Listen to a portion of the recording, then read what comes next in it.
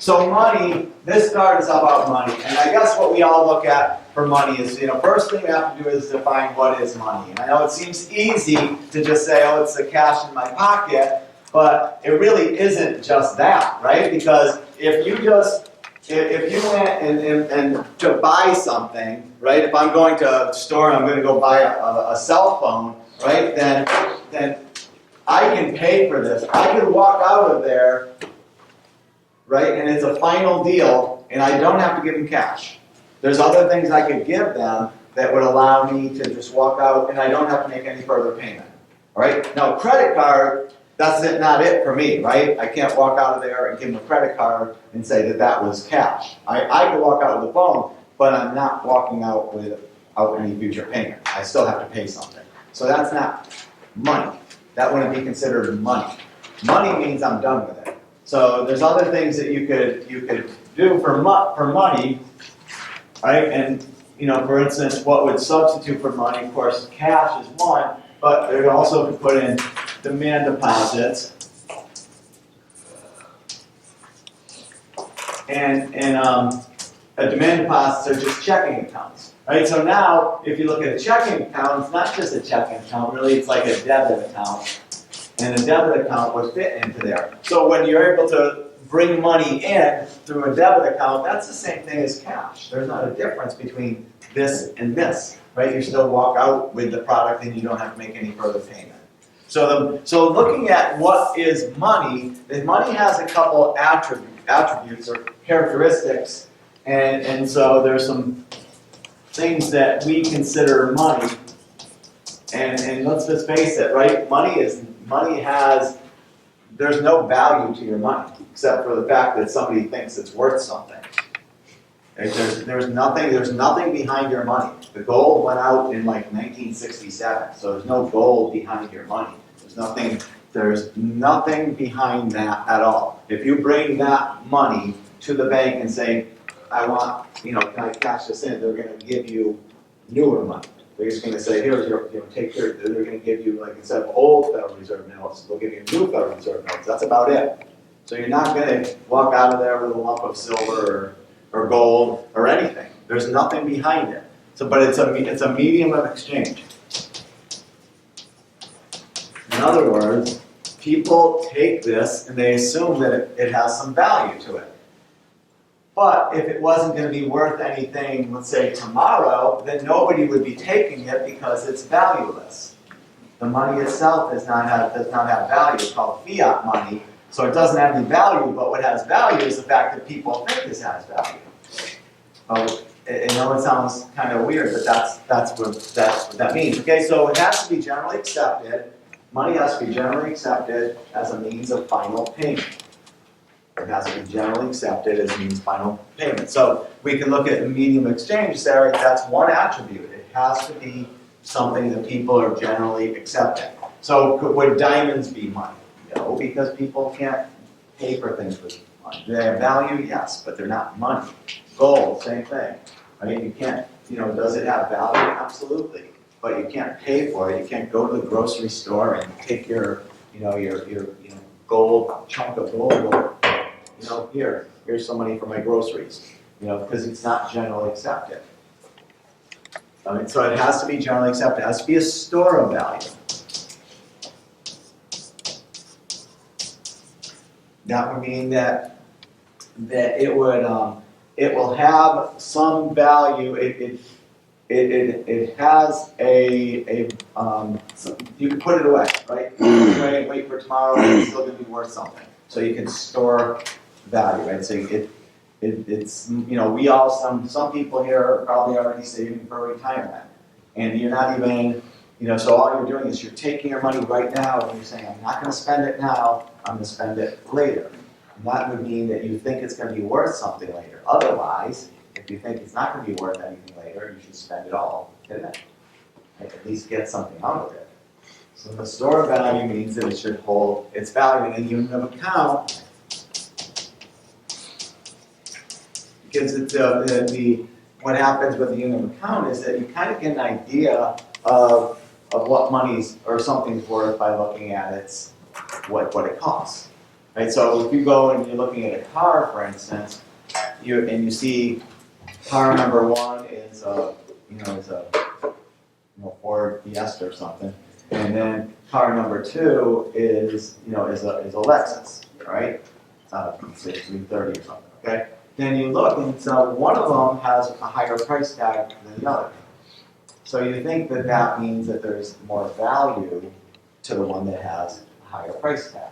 So the money gives us an idea of value because we look at things that cost more as being more valuable. Like having, in some of us who aren't really great at determining the value of things, look to try to get the best deal, right? So I can look at a TV and TV1 and TV2 and they look the same. This one costs $1,200 and this one costs $600. So I'm going to assume that the one for $1,200 is a better quality. Right? Just so the money kind of gives you that idea, right? So that's the start, okay? And at the beginning of the book, Frederick Michel's book on money and banking book, he says, that it's not, people say money is the root of all evil, right? It's not that. It's the pursuit of money is all, a root of evil. But his first line of his book is, it's the lack of money that's the root of all evil. So people get really caught up in trying to pursue money, and that becomes such a big issue. Like, how many of you guys would just love to have this really high-paying job where you're making a ton of money? Like everybody, right? And how many of you would turn down money if somebody was to give it to you? Right? Probably not many of you, right? So the point is that there's a lot of money, right, out there, and a lot of people get obsessed with money. If you look at some of the data, they say that it's something like 70% of divorces are because people because of financial reasons, that people don't have enough money, they don't claim to have enough money. So it's such a big issue. And I think that in economics it's a big issue because people like across campus would say, hey, look at those economists, all they care about is money. Right? They make every decision based off of money. So they make it seem like, right, all we care about is that. And so it gives, and that's a bad name, right? You get a bad name for thinking, okay, well, everything is based on money. Right?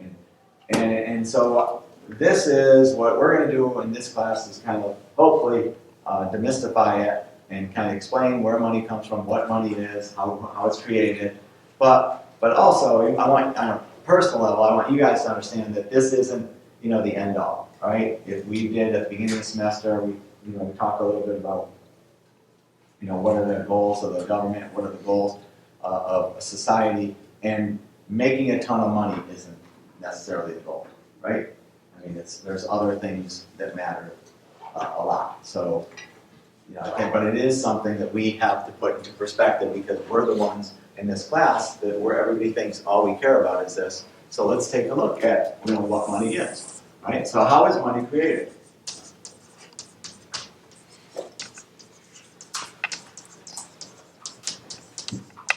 Well, we have to first look at the definition of what money is, right? And say, okay, well, it's these things here, right? It wouldn't be gold, it wouldn't be credit cards, it wouldn't be diamonds. It would, in some societies, it's cigarettes could be money, something traded for something that's valuable, right? So it's whatever is generally accepted. It's been everything from whale's teeth to beer to cigarettes. So you can get any type of, if people are willing to accept it as a medium of exchange, it's money. Right? But we look at the first one is, well, how is money created? We have to look at what we're talking about. So the first one is called a monetary aggregate. It's a monetary aggregate. And a monetary aggregate is just a measure of money. And so we're going to look at just M1. And M1 includes cash, demand deposits, which I wrote above, traveler's checks, which are a pretty small percentage of it. And they do some other types of accounts, like they call them now accounts, but they're like negotiable orders of withdrawal. But I'm not overly concerned about it. Basically, for our purposes, look at it either being cash or demand deposits. But there's a whole list, it's like 20 things of what M1 is. M2 is M1 plus things like savings, money in your savings account.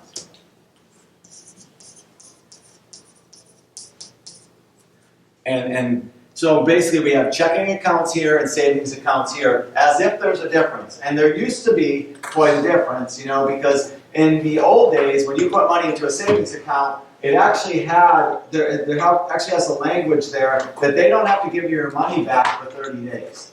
But and it's still, that language is still there, a lot of times in really small, fine print, but everybody has access to their savings account just as easily as you have access to your checking account, right? I could sit here on my phone and get my money moved from my savings to my checking, or money moved from my savings to some product that I want to buy. So it's getting a little bit less of a line between these two, but for our purposes, we're looking at M1 as being what's called the most liquid, right? In other words, it's the quickest it can be transferred into cash.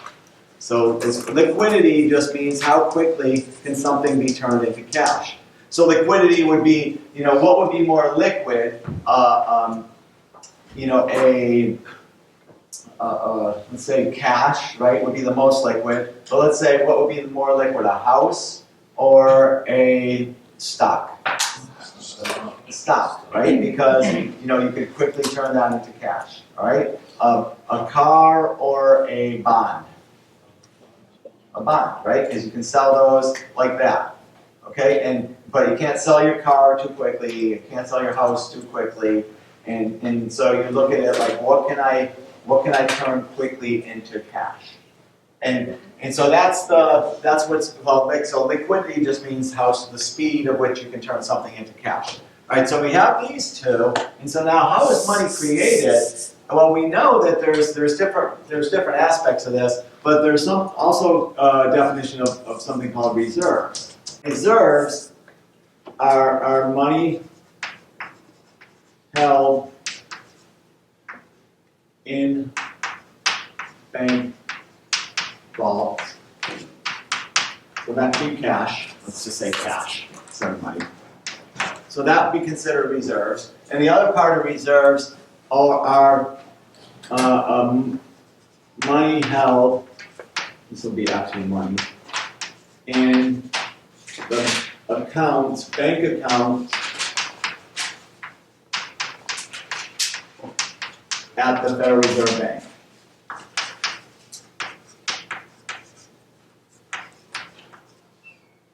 Federal Reserve.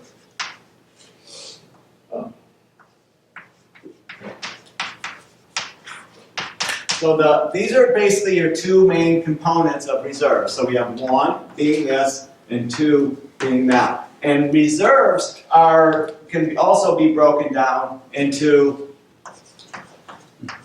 two different other categories. One being required reserves,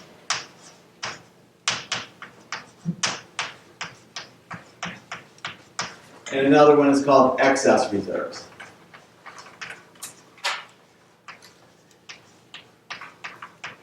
So what happens is when you put your money into the bank, then it's no longer considered to be M1, it's out of circulation. So here it would be out of circulation.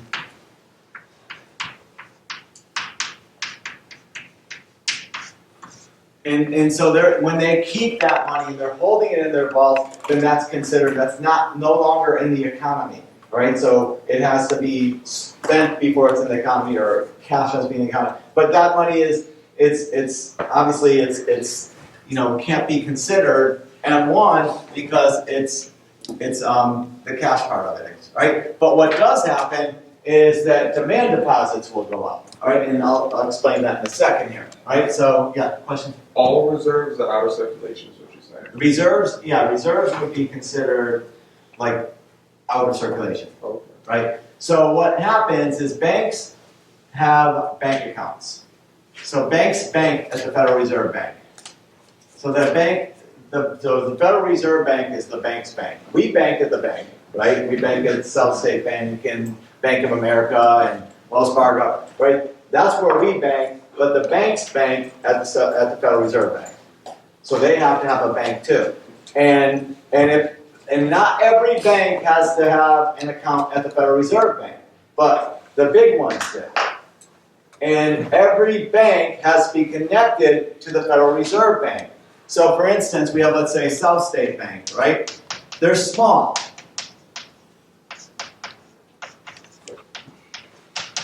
All right, so what they do is they're connected to Bank of America. They have an account with Bank of America, and Bank of America has an account with the Fed.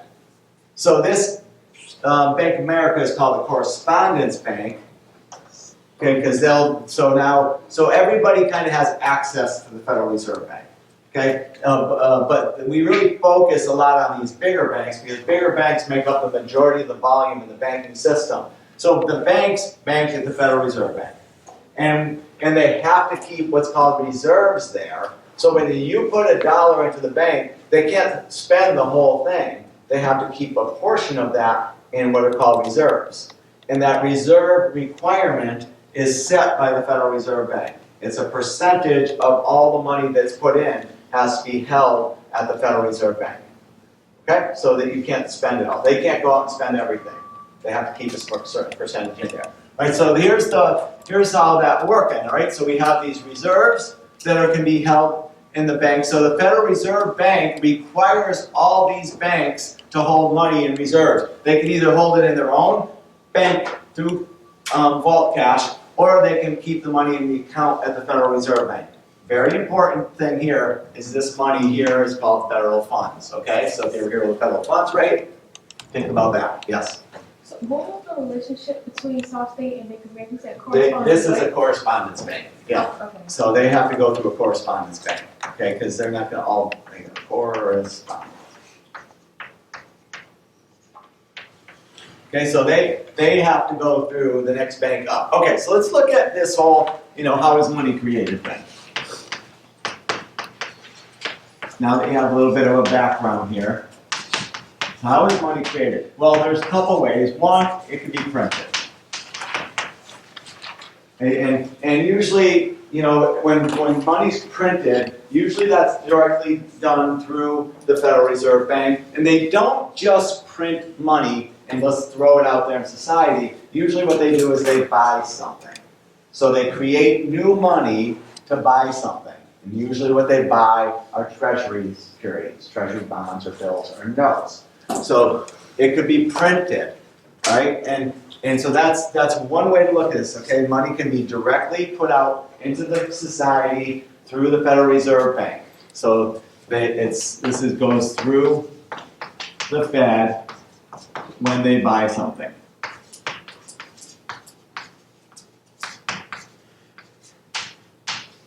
Okay? So that's anything, when they buy anything. They can buy pizza. If it's new money, it's still going out into society, right? But typically what they do buy is United States Treasuries. Okay, so I'll just put that here, U.S. Treasuries. So that's one way money can be created, and it has happened before, and that's when people talk about the Fed's balance sheet. Right? If you ever hear people talk about the Fed's balance sheet right now, we looked at it earlier in this class and said it was close to $4 trillion. But you have to remember, that's all new money. Right? If their assets would be considered new money. So that means that when their $4 trillion shows up as part of their assets, it means they created or printed $4 trillion. That's one way that money can be created, is it can go through the Federal Reserve Bank. The second way, though, is the more common way, and this is done through the banking system.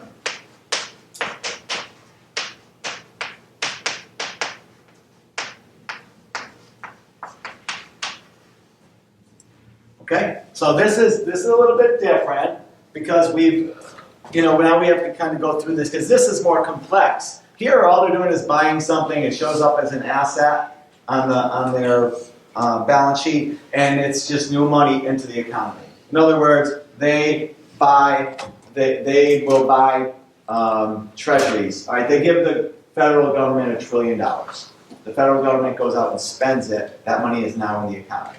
That's new money created. Okay, that's how that would work. This one's a little bit more complex, okay? And hopefully you guys, I'm not sure how much you've had with accounting, but enough, hopefully it's enough to know that we have two different sides of the balance sheet. We have assets and liabilities, and that's all we're gonna really do here. We're not even doing like net worth type things.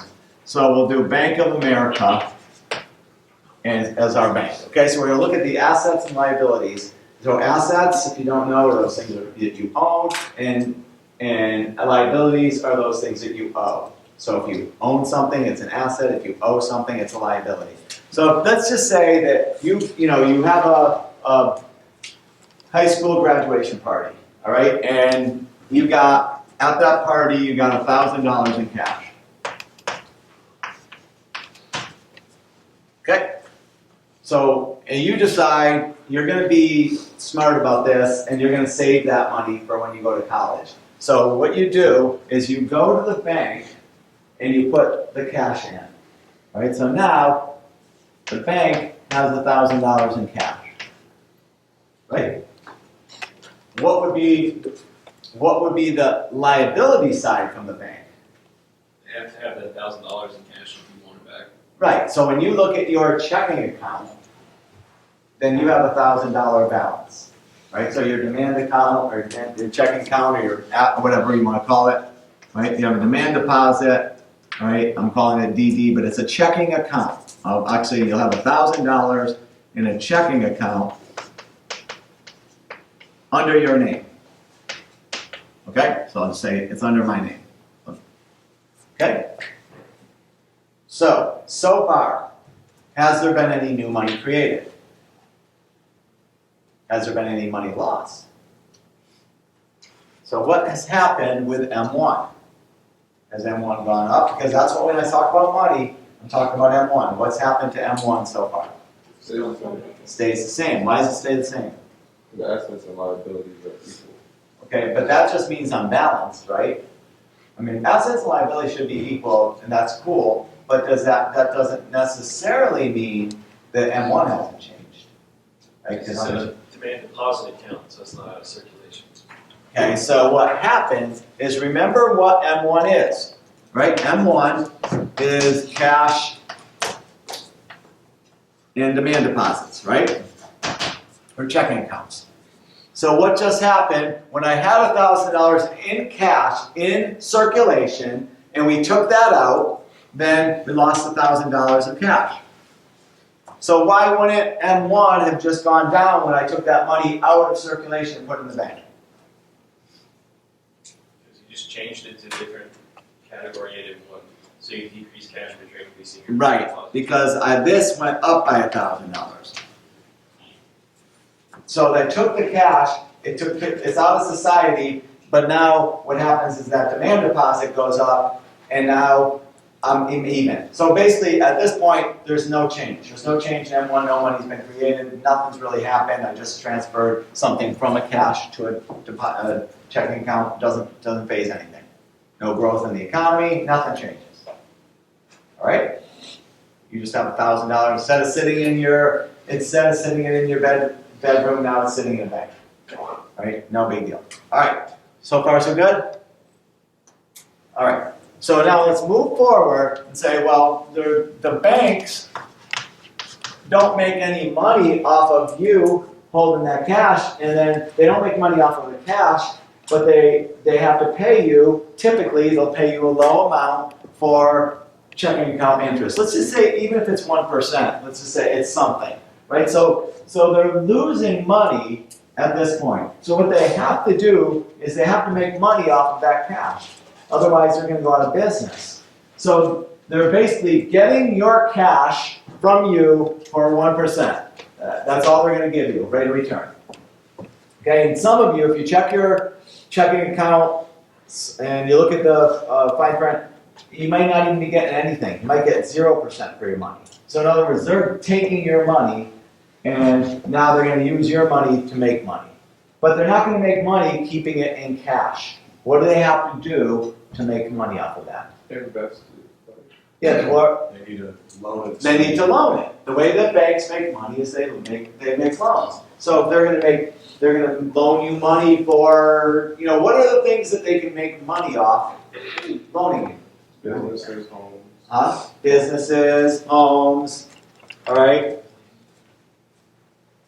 Credit cards are great, right? Because they get a real high rate of interest. So they can take your money, loan it out, and pay 1% for money, and then turn around and lend it to somebody else for 18%. As they make that spread, that difference. So the bank's goal is to lend out as much money as they can and still meet the financial obligations for these people when they come and want their money back. Does that make sense? Because that's really critical to know that. Okay, so their objective is to loan out as much as they can, but they still want to fulfill their obligations to you. Well, the federal government steps in and says, well, we need to make sure that this bank is holding some of this money in reserves for when these people come back. So they put in something called the Fed puts in a reserve requirement. They set what's called a reserve requirement.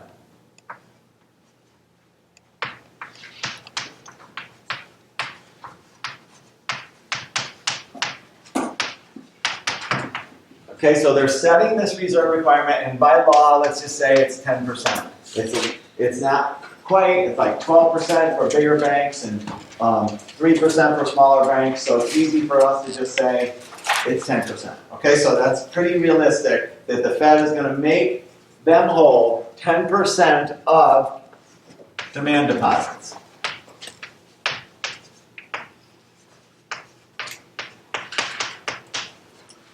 All right, so now we're going to rewrite this balance sheet here. And we have still Bank of America, still assets and still liabilities and all that. But now and we still have $1,000 out over here in demand deposits.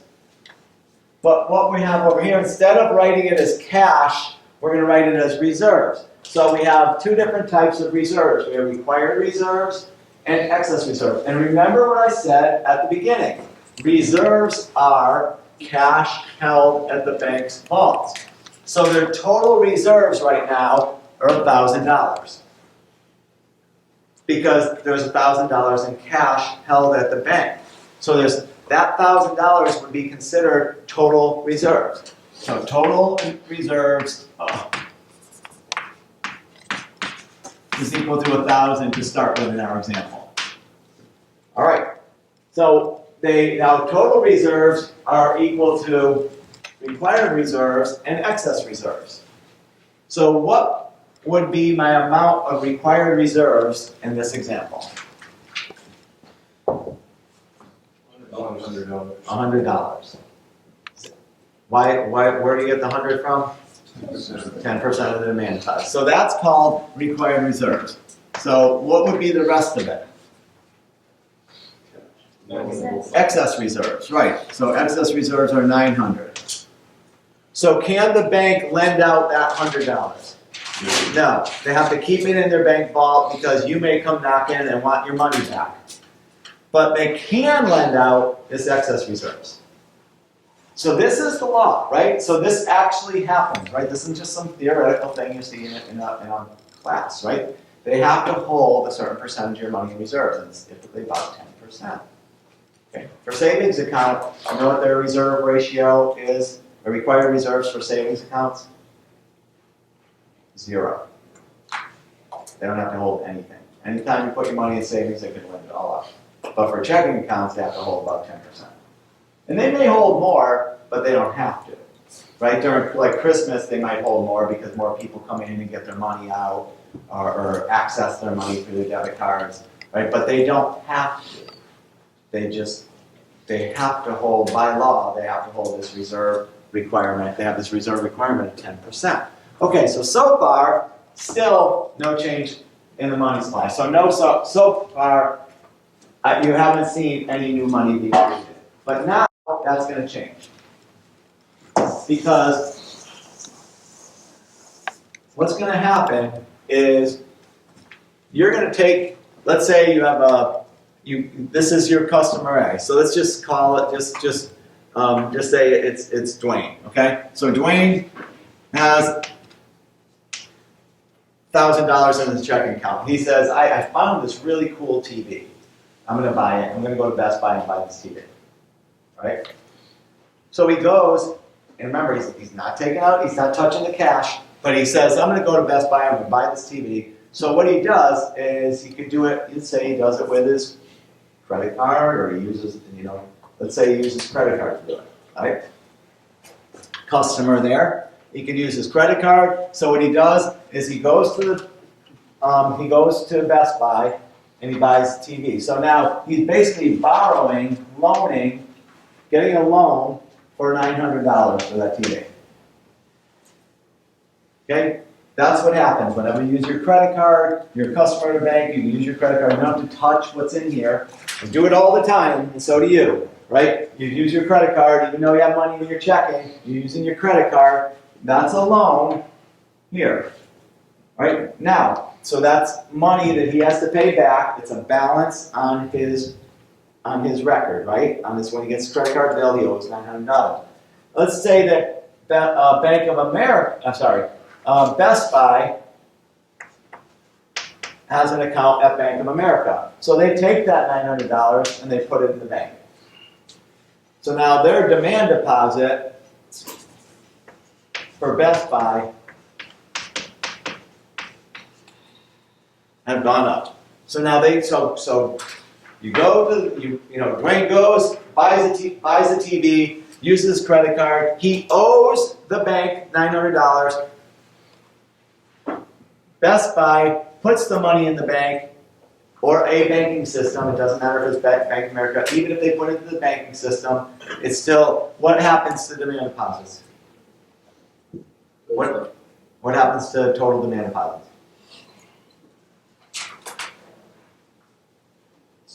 It goes up, right? And so what happens to M1? It goes up, right? So when they created a loan, that actually increased the money supply.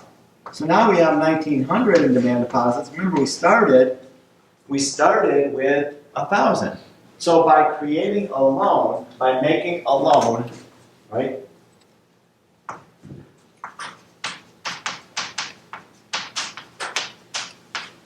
There's actually the creation of money. So now why this is important, you guys, is because it shows that the bank has the ability to create money just like the Federal Reserve Bank does. The banking system has the ability to create money. So whenever they make loans, they're increasing the money supply. So when they were going kind of crazy with mortgages in 2005, 2006, they were putting, a lot of people were getting loans on houses. They're creating a ton of money. Right? And so it's not just the Federal Reserve Bank that controls the money supply, it's the banking system. They do it together. Right? Now, obviously, we're the ones who have to go to the banks to borrow money. So the bottom line is, we have something to say over it as consumers because bank can't force us to borrow money from them. So in this example here, we're going to rewrite this last one, right? We have Bank of America now, and we have $1,900 in demand deposits. What would this side look like in terms of required reserves, excess reserves, loans? Fill in this side for me. 190. 190 for Required required reserves. Great. Okay, so required reserves are equal to 190. How did you get that? Times 10%. This 10% of this. Okay? What's our total reserves? Still 1,000, right? So what's the excess reserves now? 810. And what's the rest of this? Because remember, this side has to equal this side. Still have a loan here, right? It's still on the books for $900. Okay, so what's going to happen next? What do you think would happen next? Bank still has excess reserves, right? So what do they do with excess reserves typically? They create more money. They create loans, right? So now Matthew shows up and he goes use his credit card and he decides, I'm gonna buy, these new, this new iPhone, all right? And so he goes out, he gets a loan, he goes to Verizon store and buys a new iPhone for $810. Verizon banks at the same place. Okay, so we have another loan here, right? We have Dwayne's loan for Best Buy. We have now Matthew's loan for Verizon, and the whole process starts up again. Okay, so we've even created more money now because look at our demand deposits are now 2710 demand deposits. Loans are 1,700, and the rest is reserves. Can this keep going, you think? It keeps going and going and going and going. And that's called a money multiplier. Okay, so it will continue on and on and on until they've maxed out. In other words, this $1,000 can support, actually in this case, $10,000 worth of loans. So at the end of this is what it would look like. This is the final product. We have Bank of America.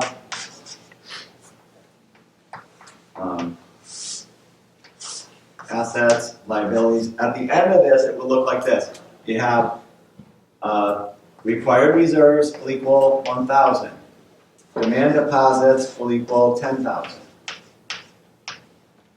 How do I know that will be the end? Why can't they go further?